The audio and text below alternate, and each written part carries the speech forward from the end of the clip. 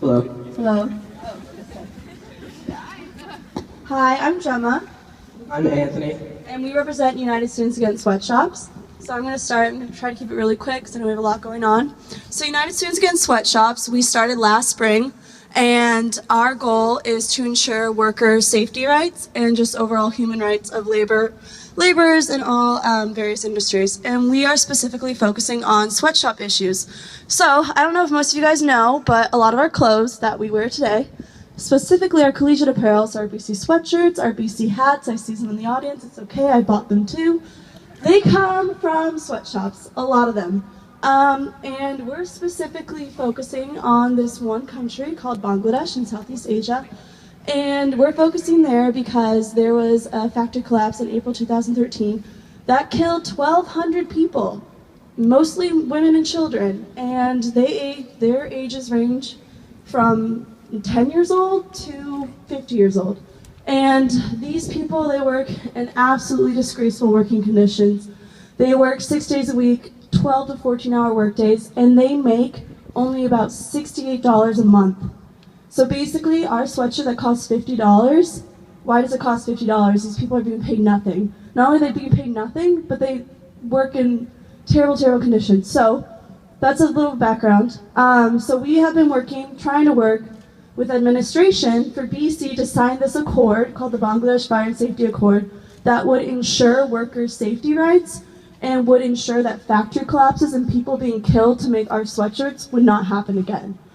Unfortunately, to no avail, BC administration kind of shut us down. And you would think that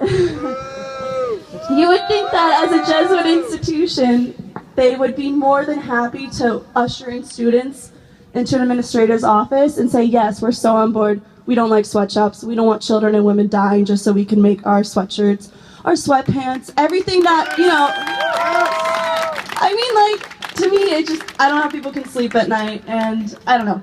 Anyways, so we've had struggles with administration to try to make the BC mission be real and actually active on campus. So we've had a lot of struggles there.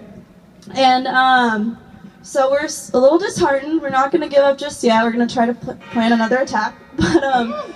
So not only do we not want BC to source our sweatshirts and our baseball caps and our pajamas and what else from sweatshops, we're also just disheartened by this whole BC culture of being conformity and being afraid to speak up for human rights because, God forbid, you're wearing your Lululemons and your Hunters and you say something that's a little uncomfortable or causes people to feel like awkward because they don't want to talk about human rights and how they just don't care about those other people in the world. And so, before I hand it off to Anthony, I read this article today called "Free Speech is So Last Century. Today's Students Want the Right to Be Comfortable." Have you ever met the Stepford students? They're everywhere, on campuses across the land. They look like students, dress like students, smell like students, but their student brains have been replaced by brains bereft of critical faculties and programmed to conform. Anyone who's spent more than 5 minutes in their company will know that these students are far more interested in shutting debate down than opening it up. Unfortunately, I totally believe that this statement applies to BC campus right now.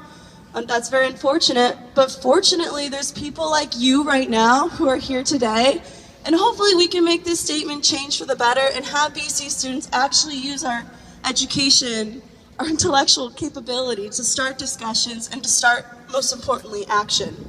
So, I know I'm short on time, so here's my good friend Anthony.